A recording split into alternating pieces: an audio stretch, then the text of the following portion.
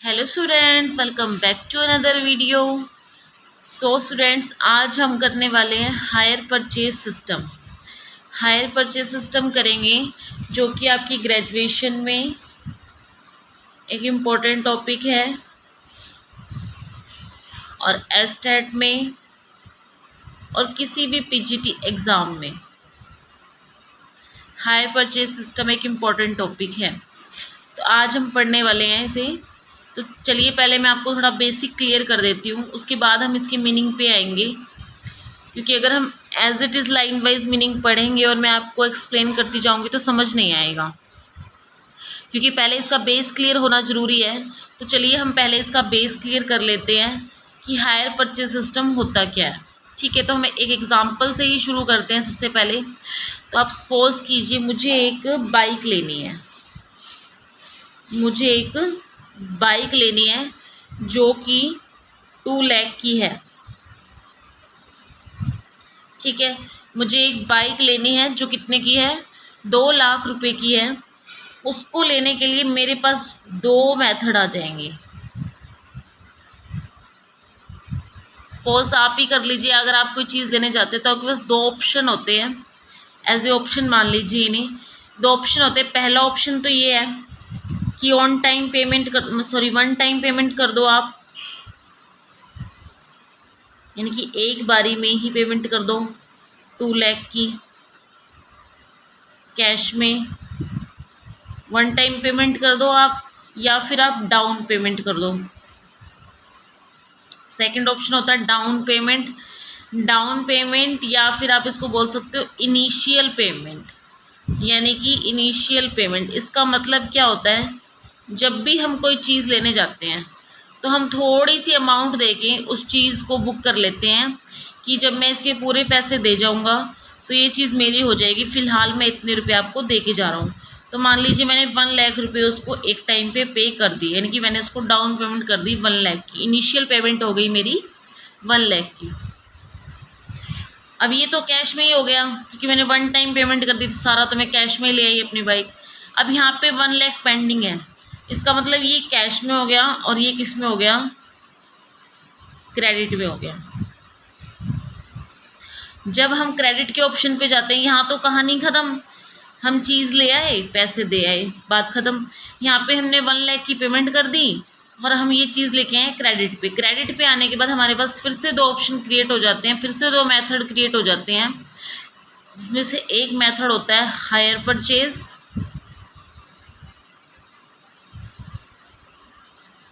Second होता है हमारे पास इंस्टॉलमेंट, या फिर आप इसको बोल सकते हो डाउन पेमेंट। ठीक है, इंस्टॉलमेंट मेथड और होता है हायर परचेज मेथड। अब आप क्या करते हो, दोनों में ही आपको पेमेंट करनी पड़ेगी, दोनों में ही आपको डाउन पेमेंट करनी पड़ेगी। हायर परचेज में भी और इंस्टॉलमेंट्स में भी आपको क्या करनी पड़ेगी, डाउन पेमेंट तो करनी पड़ेगी, तभी आपकी चीज़ होगी। तो आप क्या करते हो, 1 लाख रुपीज़ डाउन पेमेंट कर देते हो दोनों में ही। समझिएगा क्या बोला मैंने।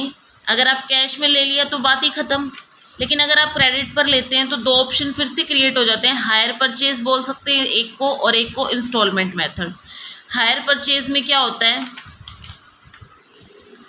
हायर परचेज में होता है कि हमने क्या कर दिया, डाउन पेमेंट कर दी 1 लाख की, और इंस्टॉलमेंट मेथड में भी हमने पेमेंट कर दी 1 लाख की। ठीक है, अब क्या हो गया कि हमारे 1 लाख रुपीज़ बच गए जो कि हमें पे करने हैं। अब हम इसको क्या करते हैं कि पे करते हैं इंस्टॉलमेंट्स में, यानी कि ईएमआई में। ईएमआई बोलते हैं, जिसे आपने ईएमआई का नाम भी सुना होगा, कि हम क्या करते हैं, इसको 1 लाख को एक साथ ना देके इसकी किश्त बना लेते हैं कि हम 1 महीने में इतना देंगे, अगले महीने इतना देंगे, इस टाइप से किश्त बना लेते हैं। अगर हम क्या करते हैं 20,000 की किश्त बनाते हैं, इंस्टॉलमेंट बनाते हैं, तो हमें 5 मंथ्स लगेंगे इस 1 लाख को कंप्लीट करने में।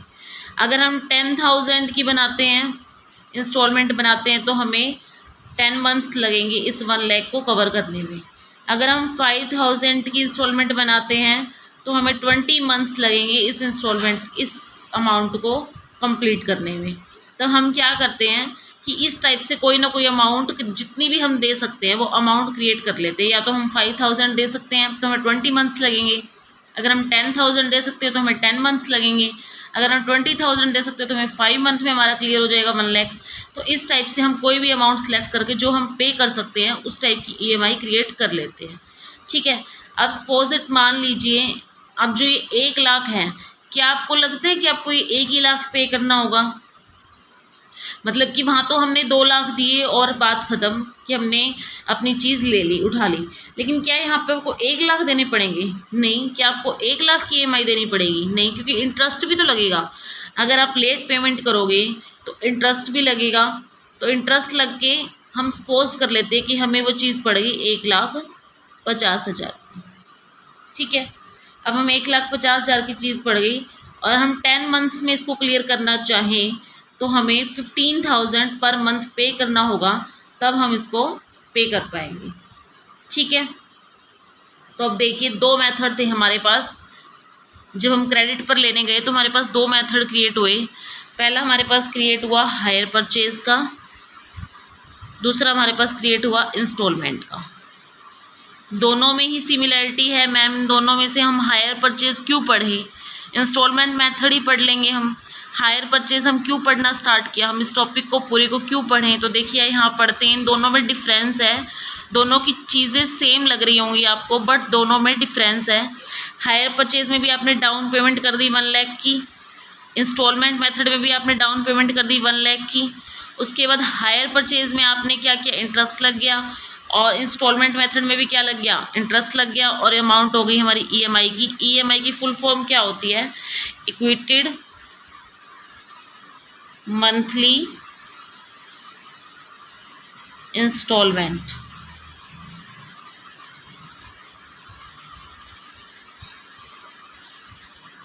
ये EMI की फुल फॉर्म है, यानी कि इक्वल अमाउंट हर महीने हमें पे करना है। ठीक है, तो EMI की अमाउंट यहाँ पे भी 1,50,000 हो गई, यहाँ पे भी इंटरेस्ट लगेगा 1,50,000 हो गई।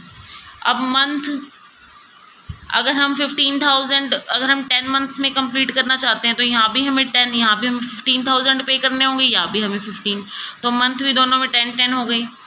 अब जो मेन बात आती है हायर परचेज में और इंस्टॉलमेंट मेथड में, जो मेन बात आती है वो आती है ओनरशिप की। ओनरशिप क्या कैसे होती है? देखिए यहाँ तो इंस्टॉलमेंट मेथड में हमने क्या किया कि भाई हम इंस्टॉलमेंट में पैसे दे रहे हैं, तो हमने 1 लाख की डाउन पेमेंट कर दी और हम आपको हर मंथ कुछ 15,000 रुपये देते जाएंगे। लेकिन चीज़ मेरी हो गई, चीज़ मैं अपने घर ले आई। ठीक है, मैं अपनी बाइक अपने घर ले आई, तो साथ के साथ मेरे को क्या हो गया, उसी टाइम पे मुझे ओनरशिप भी मिल गई। मतलब कि मुझे उसी टाइम इंस्टेंट ओनरशिप मिल गई, यहाँ पे मुझे तुरंत ही ओनरशिप मिल गई। बट हायर परचेज में क्या होता है, हमें ओनरशिप नहीं मिलती। ओनरशिप किसके पास रहती है? जो वेंडर होता है, जो सेलर होता है, जिससे हम अपनी बाइक को परचेज़ कर रहे हैं, उसी के पास रहती है, जब तक हम उसको पूरी पेमेंट नहीं कर देते। अगर हम पूरे 2 लाख रुपए पे नहीं करेंगे तो ओनरशिप हमें नहीं मिलेगी। बट इंस्टॉलमेंट में क्या होता है कि हमने कुछ पैसे दे दिए, 1 लाख की डाउन पेमेंट कर दी और हम 15,000 पर मंथ देते जाएंगे। ये डाउन पेमेंट करते ही जो बाइक थी वो मेरी हो गई। ठीक है, आ गई समझ में? उसके बाद क्या होता है कि हमें रीसेल करना होता है। मान लीजिए हमें ये बाइक रीसेल करनी है, हमें ये सही नहीं लगी, हमें रीसेल करनी है, तो इस वाली हायर परचेज में हम रीसेल नहीं कर सकते क्योंकि हम ओनर ही नहीं हैं। ओनर ही कौन है? वेंडर है।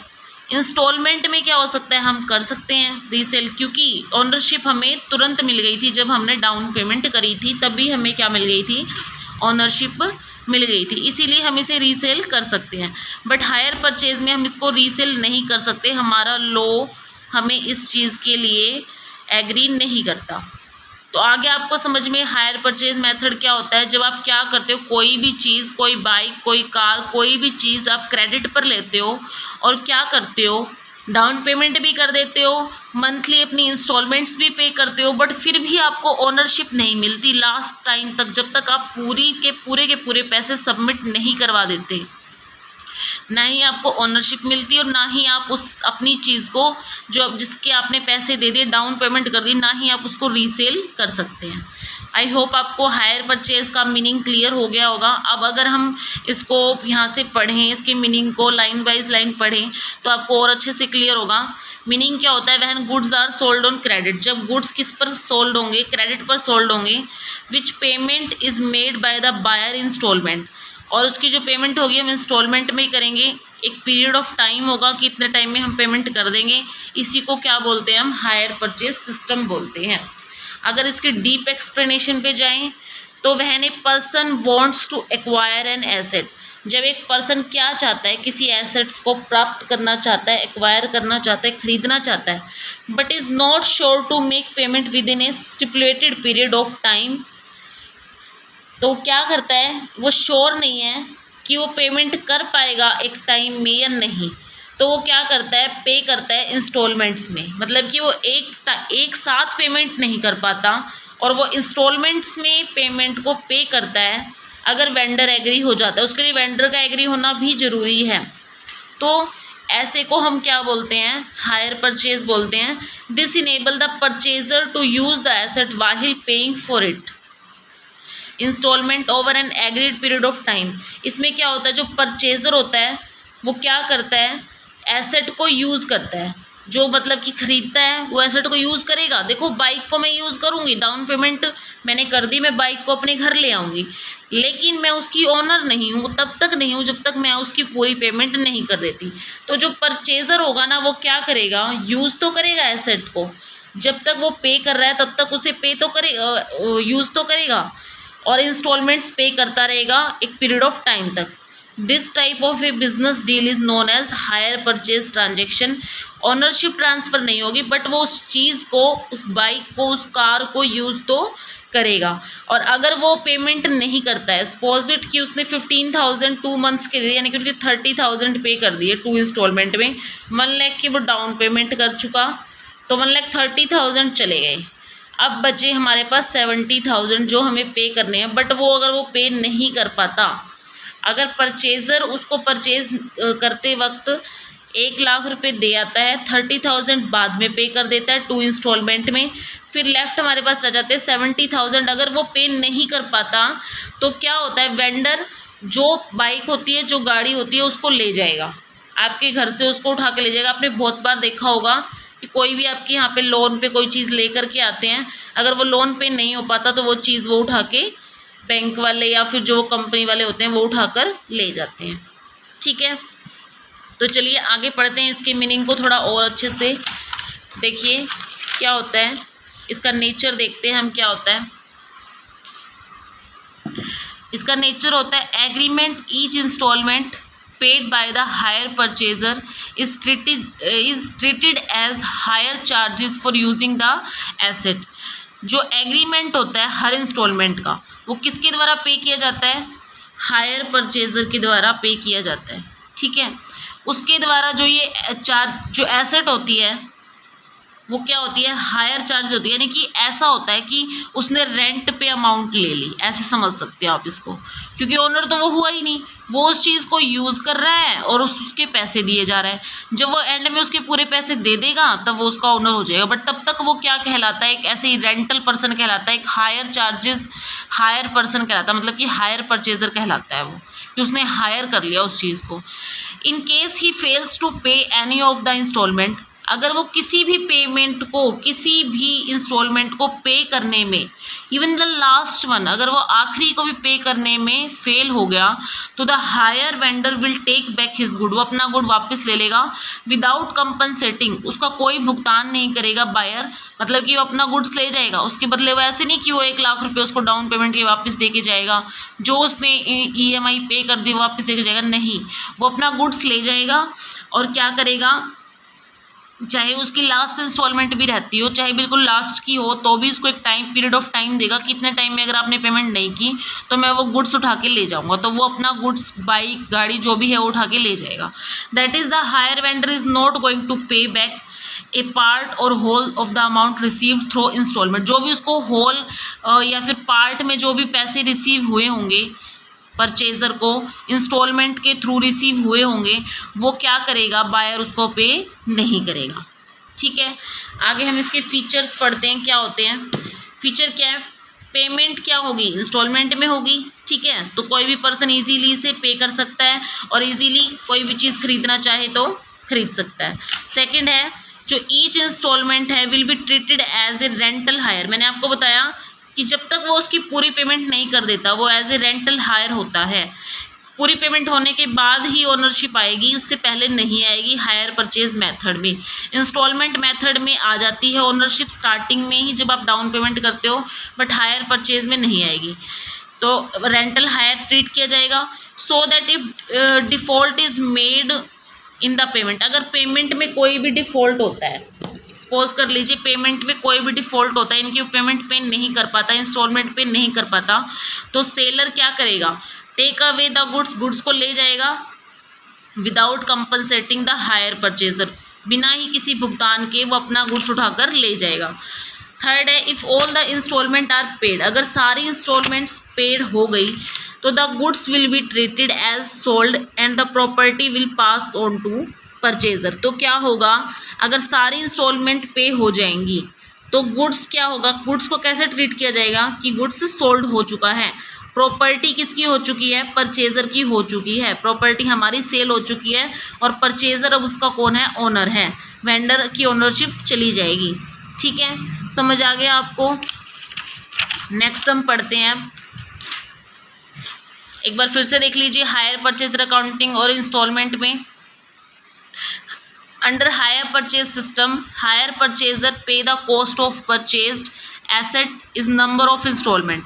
हायर परचेज सिस्टम में क्या होगा, हायर परचेजर पे करेगा एसेट को नंबर ऑफ इंस्टॉलमेंट में। ठीक है, ओनरशिप जो होगी वो ट्रांसफ़र कब होगी, जब सारी payment after payment of outstanding balance, जब सारे आउटस्टैंडिंग बैलेंस की पेमेंट हो जाएगी तब आपकी ओनरशिप ट्रांसफ़र होगी, किसमें, हायर परचेज अकाउंटिंग में।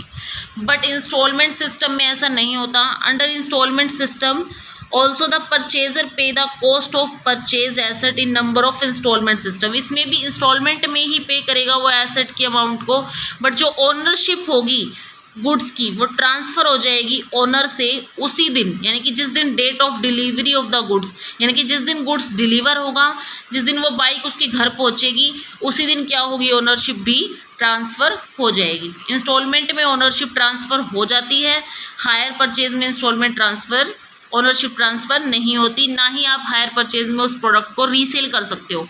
इंस्टॉलमेंट में ओनरशिप आपकी हो चुकी है, आप रीसेल कर सकते हो। अब इसके कुछ स्पेशल फीचर्स हैं। फर्स्ट है पोजेशन, हायर वेंडर क्या करता है, ट्रांसफ़र करता है only possession of the goods, कि आप गुड्स को यूज़ कर लीजिए, वो सिर्फ पोजेशन देता है, आपको अधिकार देता है।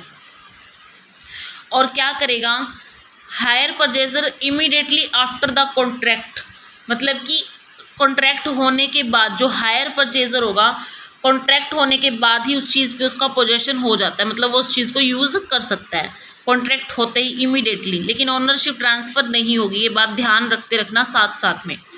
नेक्स्ट है इंस्टॉलमेंट, तो गुड्स जो डिलीवर होंगे वो कैसे होंगे, by the hire vendor on the condition that a hire purchaser should pay the amount in a periodical installment, कि वो एक पीरियोडिकल इंस्टॉलमेंट में अपनी पेमेंट को पे करता रहेगा, यानी कि इस मंथ भी 15 देगा, नेक्स्ट मंथ 15, जब तक 15,000 देता जाएगा कंटिन्यू, वो 15,000 देता जाएगा हर मंथ, एक मंथ भी स्किप नहीं होगा बीच में, वो देता जाएगा जब तक उसकी पूरी अमाउंट कवर नहीं हो जाती। डाउन पेमेंट का मैंने आपको बताया, hire purchaser generally makes a down payment, जो परचेजर होता है, खरीदने वाला होता है, वो क्या करता है, डाउन पेमेंट करता है कि भाई चीज़ मेरी हो गई, वो स्टार्टिंग में उसको कुछ पैसे दे देगा, भी ये चीज़ मेरी हो गई, मैं जब पूरे पैसे होंगे मैं इसे ले जाऊंगा, या फिर मैं इसकी EMI पे किस्त बना लेता हूँ। ठीक है, तो an amount on signing the agreement, एक अमाउंट साइन होती है एग्रीमेंट पे कि भाई इतनी अमाउंट पे हो चुकी है। जैसे मैंने आपको बताया 2 लाख की बाइक थी, उसमें से 1 लाख आपने पहले पे कर दिए कि चीज़ मेरी हुई, तो ये डाउन पेमेंट ही कहलाएगी और ये एग्रीमेंट में लिखी जाएगी, एग्रीमेंट में इसमें साइन होंगे, भाई 1 लाख अमाउंट हमारे पास रिसीव हो चुकी है। ठीक है, फोर्थ हम अगर इसके फीचर की बात करें तो फोर्थ है constituents constituents of hire purchase installment. Each installment consists of 2 elements. हर जो इंस्टॉलमेंट होती है उसके 2 एलिमेंट होते हैं, फाइनेंस चार्ज यानी कि जो इंटरेस्ट होगा वो, और एक कैपिटल पेमेंट यानी कि जो आपका 1 लाख जो अमाउंट बच गया था वो, और प्लस इस पे जो भी इंटरेस्ट लगेगा वो। ये 2 जो होते हैं इसके एलिमेंट्स होते हैं। फिफ्थ है ओनरशिप। आपको ओनरशिप के बारे में मैंने बताया कि property in goods is to pass to the hire purchaser on the payment of the last installment exercising the option conferred upon him under the agreement.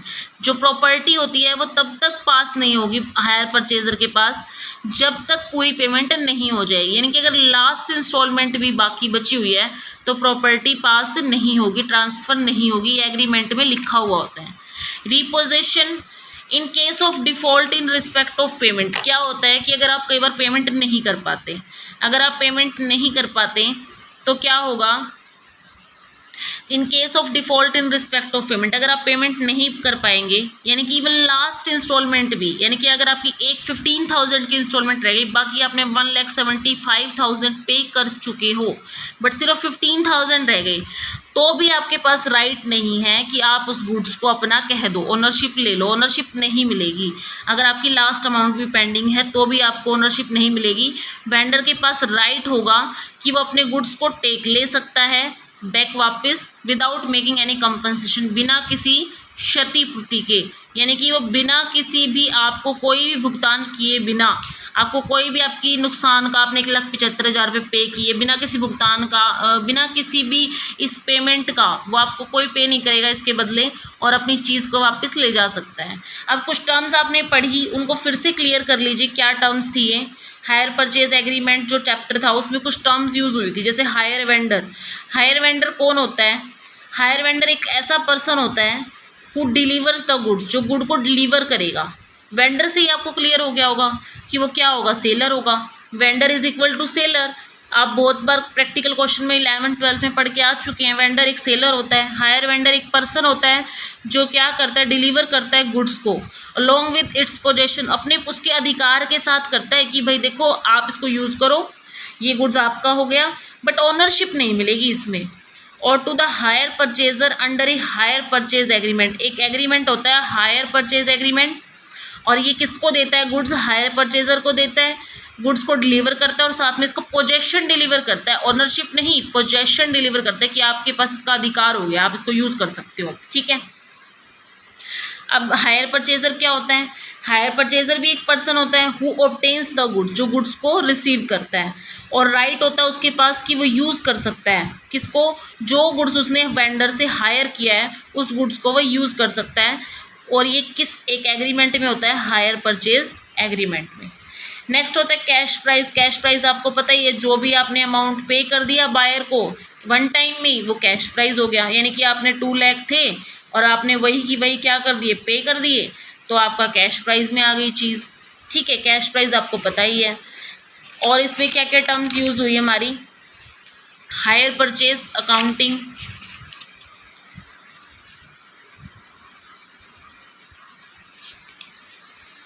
इसमें यूज़ हुई ये 3 टर्म्स यूज़ हुई थी। हायर परचेज अकाउंटिंग हम पढ़ चुके, instalment system हम पढ़ चुके, फीचर्स हम पढ़ चुके, और हम पढ़ चुके हैं कि इसमें क्या क्या चीज़ें यूज़ हुई हैं, क्या क्या टर्म्स यूज़ हुए हैं। हायर वेंडर यूज़ हुआ है, हायर परचेज़र आपको मैंने बता दिया, वेंडर इक्वल टू सेलर ही होता है, परचेज़र मैंने बता दिया, कैश प्राइस मैंने बता दिया। अब इसकी 2 टर्म्स और पढ़ लीजिए कि 2 टर्म्स और कौन कौन सी इसमें यूज़ हुई। आपको वैसे पता है फिर भी थोड़ा और क्लियर हो जाएगा। डाउन पेमेंट यूज़ हुई इसमें।